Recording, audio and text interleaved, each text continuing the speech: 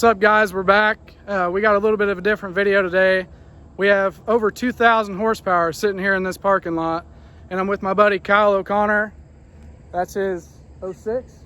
Yeah, 0659.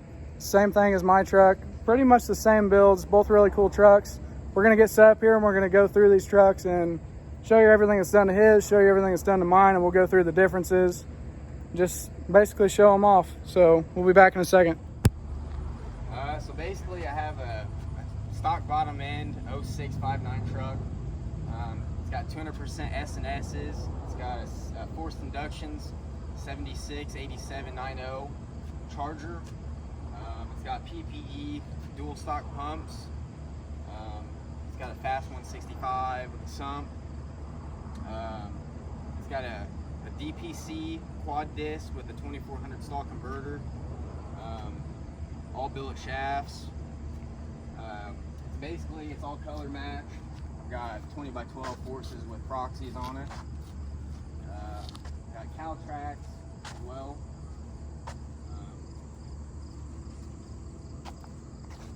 Got a derail cooler in the bed, just a single derail cooler. Paint match roll pan. You know, all LED lights. You know who built the trans? Muldoon's valve body. So I got a Mag High-Tech diff cover under there.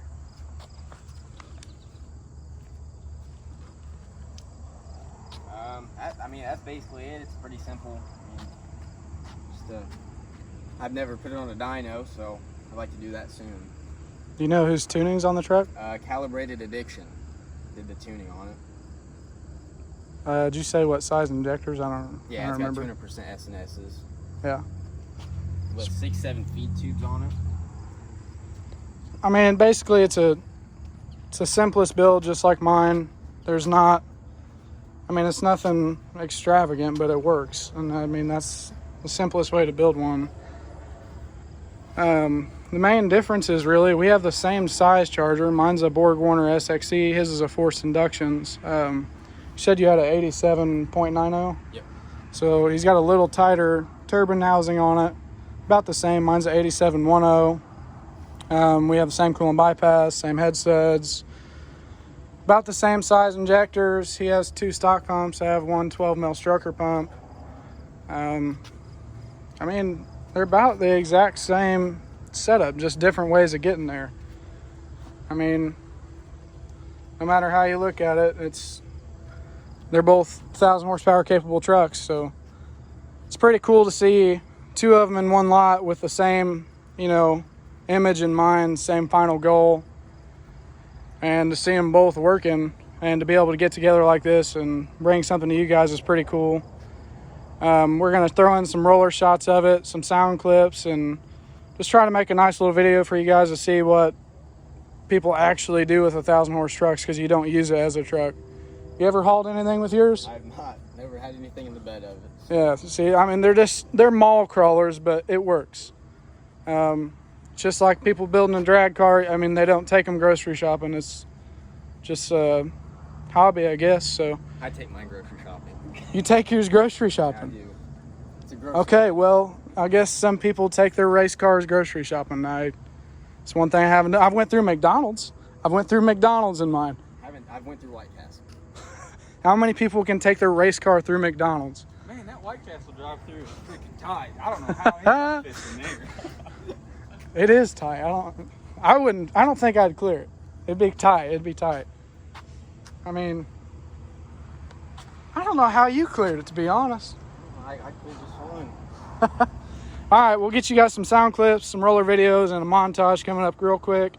And I guess that'll be in Flash. So.